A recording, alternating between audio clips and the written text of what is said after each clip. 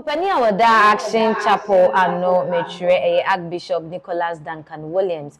Mene woka say die sabre ye tete ye nam na ye tete se fofia nto atanhwa na wanya aban amanye amache se yache no de na kwakoto afiase sanse ye kirema former British High Commissioner with the allegations bi abo papa ya emodu ye pa asabre die ye hwe ni mu kwan se ebia de yetete no enye no prekos ekoye no krede a na chese Action Chapel fo mu pani no finally obekwa akodem a yempese ebesisa na yenkwaje mu nchemu asubone pa papa ye dia enu nti yechemu say it is likely say ebetimi ache no atu.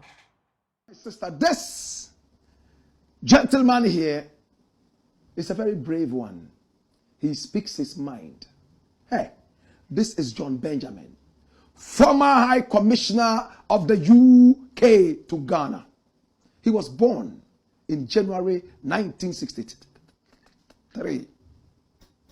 And he went to school, my brother, my sister, to study languages and international relations. He studied German and he also studied Swedish. He speaks fluent French, fluent English, and much more.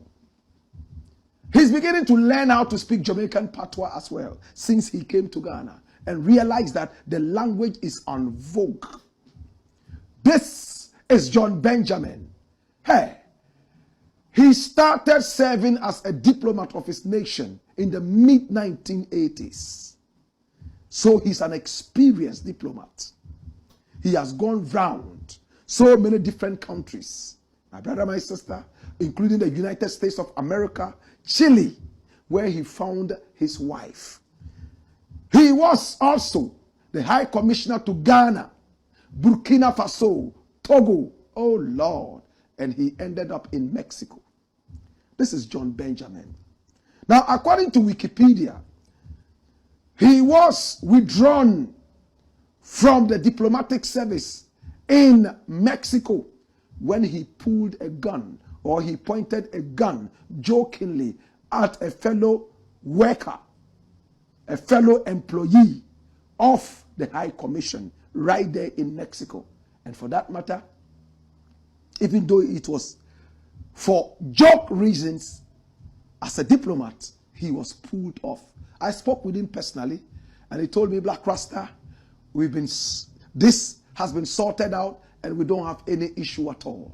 Well, he's been somebody that I've been close to in one way or the other whilst he was in Ghana. He gave me and many other people the opportunity to taste what is called diplomacy.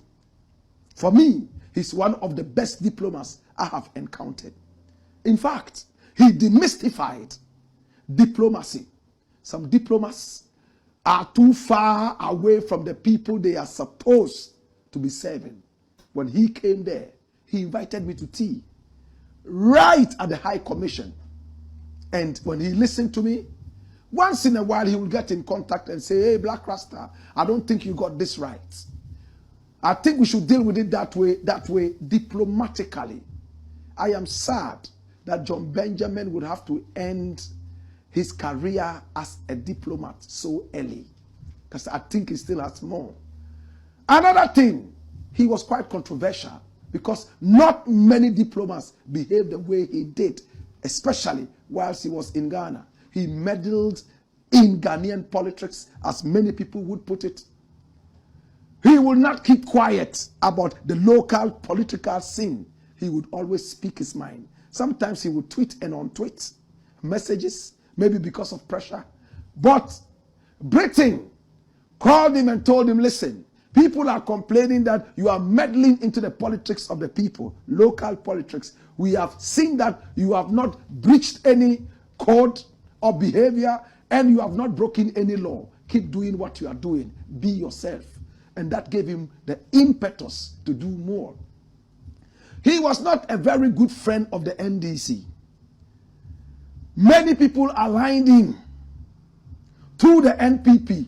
They claim he had sympathies for the NPP. My brother, my sister, when he was leaving this country, he became one of the only or the few high commissioners living in Ghana and had their names mentioned on BBC. It was a picturesque exit that he gave us. Many of us were not ready for him to leave, but he had to continue with his journey.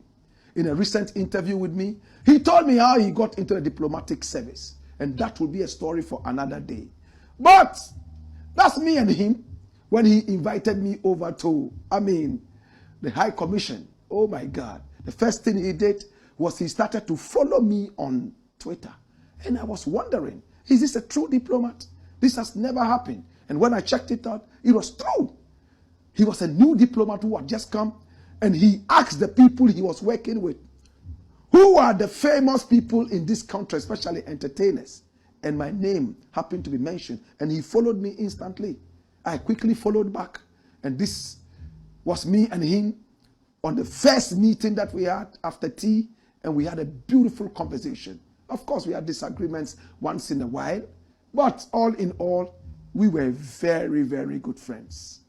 And I was happy to perform at his exit party. He told me something, which today I will tell you, because he himself has said it. Come here. Hey. John Benjamin. I met him in England one time, and he took me to the British Parliament, showed me a few things, sat with me in his favorite bar, and he told me, Black Rasta, there's a man of God in Ghana that I think is one of the charlatans. Who is a charlatan, a crook, a dishonest person? Duncan Williams. And I said, whoa, really? This is a man who has a lot of respect. He said, Black Rasta, hold it there. I need you to do something for your people in Ghana. I know who you are and what you can do. Come here. And you know what he said further?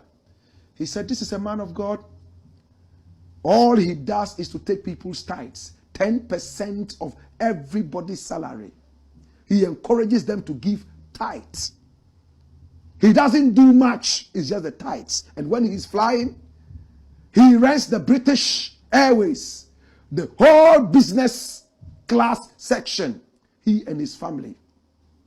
When a lot of his church members do not even have bicycles, yet he takes 10% of their salaries to go and sit in a British Airways business class section with his family.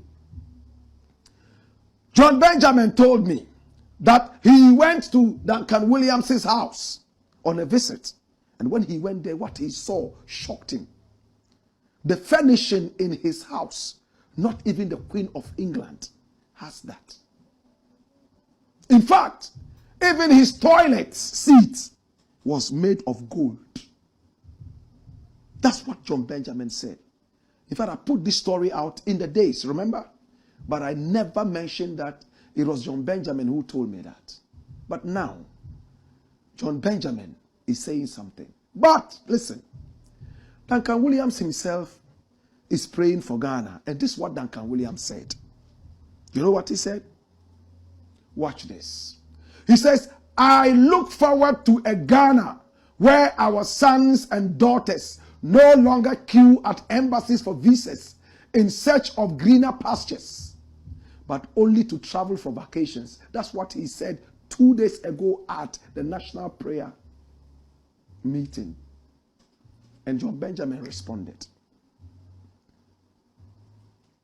This is what he wrote. Duncan Williams certainly travels for nice vacations. On occasion, booking the whole first-class cabin of the British Airways flight to London for his family. I wonder if the poor people who give him tithes, they can't afford and which undermine their economic survival. I need to take that again. He says, I wonder if the poor people who give him tithes, they can't afford and which undermine their economic survival know in what high luxury he lives. I saw that luxury with my own eyes at his house and office. So now I can quote John Benjamin. Many people think Black Rasta just talks. Sometimes I get deep information, but I never reveal my source of information because that is what is called good journalism ethics. He said it. Bring it back. So Duncan Williams says, my prayer is that the Ghanaian youth will no longer go out there queuing in long, winding serpentine queues looking for visas to run out there and go abroad. John Benjamin says, you say if they are queuing, then they should be going to have vacations.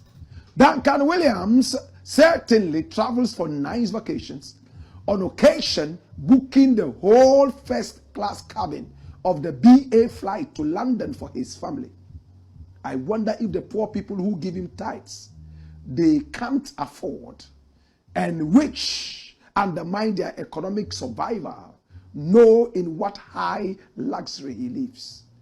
I saw that luxury with my own eyes at his house and office. This is what he said. My brother, my sister. And when it came out that Agrada is going to jail, this is what John Benjamin wrote. Nana Agrada, not going too far to Nsawam prison in them police car. Archbishop, and Archbishop is in quotes, because John Benjamin doesn't believe that this is an archbishop. He believes it's a charlatan. Archbishop Duncan Williams, be her chauffeur.